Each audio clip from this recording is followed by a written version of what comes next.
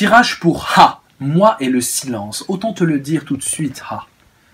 Tu vises de toute ton ardeur dans ton silence la protection pour l'autre.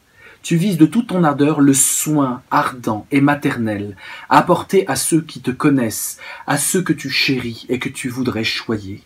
Parce que ce que tu refuses de toutes tes forces, c'est de viser ton propre narcissisme. Ton silence n'est pas une méditation de toi sur toi-même, une délectation de ta personne, un ego trip.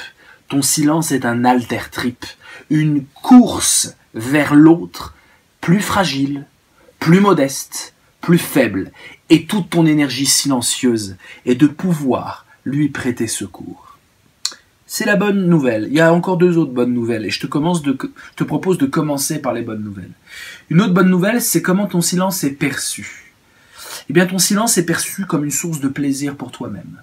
Le miel en harmonie signifie que ce silence fait du bien aux autres. Le miel est d'ailleurs un intensificateur de -5, le tigre fou.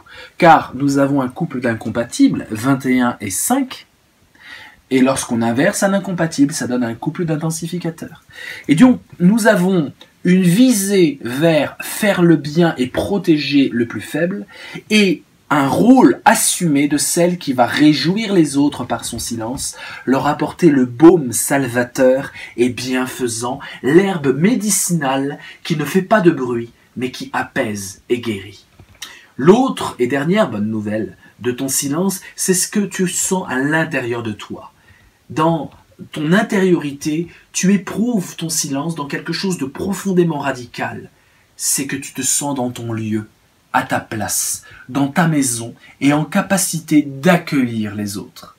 Le jardin en intuition, c'est cette puissance fondamentale, radicale, non négociable. Et pourquoi je dis ça? Parce qu'on a affaire à une dimension naturelle. Car 1 plus 8 égale 9, et l'intuition est la 9e des dimensions, I correspondant à 9. Donc on a une carte, une flamme dans sa dimension naturelle, c'est-à-dire la conscience absolue de se sentir à sa place dans sa maison et de pouvoir ouvrir les portes dans son intériorité aux personnes délectables que tu aurais choisies pour collaborer, pour partager un moment de vie et pour asseoir ta culture intime. Ça, c'était les bonnes nouvelles. Et nous avons 2 nouvelles peu sympathiques.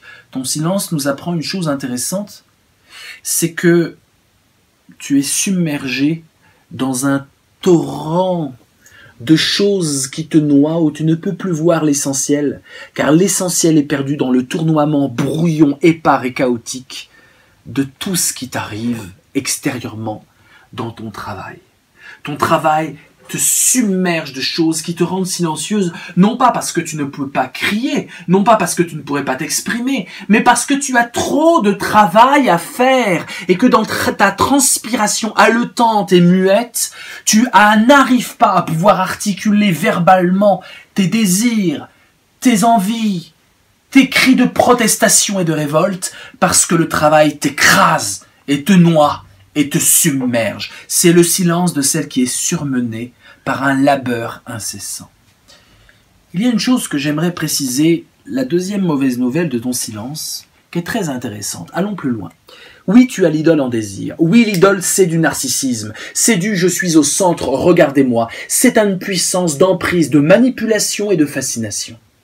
Et en désir, ça veut dire que ton silence veut imposer ton image. Et que dans ton silence, ce que tu veux, c'est asseoir ton image. Mais, nous avons à côté de l'idole, le jardin en dimension naturelle, qui va rayonner sur l'idole, ce qu'on appelle un étoilement, provoquer un étoilement. Toutes les flammes en dimension naturelle étoilent les dimensions adjacentes.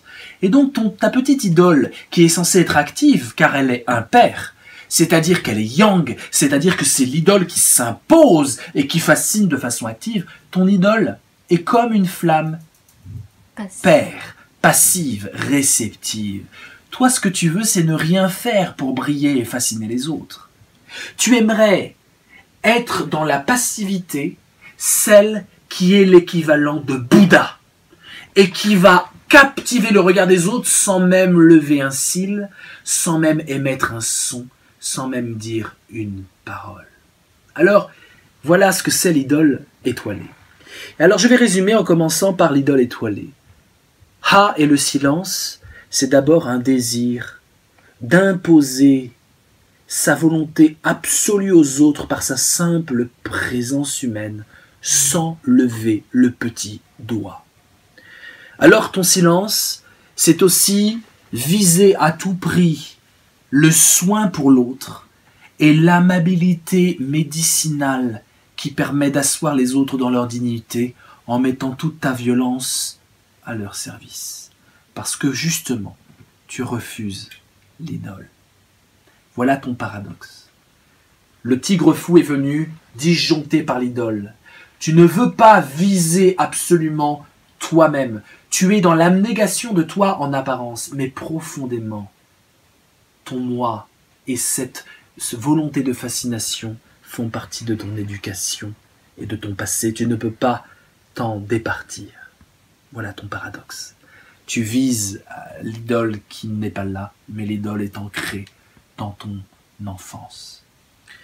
Ton silence, c'est aussi une aventure faite d'une immense précipitation d'éléments qui t'empêchent de pouvoir émettre des sons parce que tu croules sous la tempête. Ton silence, c'est aussi la belle personne que tout le monde sait que tu es, qui réjouit les autres et qui leur apporte le miel savoureux et la réjouissance qui fait du bien. Et ton silence, c'est aussi la certitude radicale au fond de toi que tu as ta maison avec toi et que tu es une puissance de collaboration qui peut épanouir les autres en leur apportant la culture, l'accueil et l'hospitalité. Wow.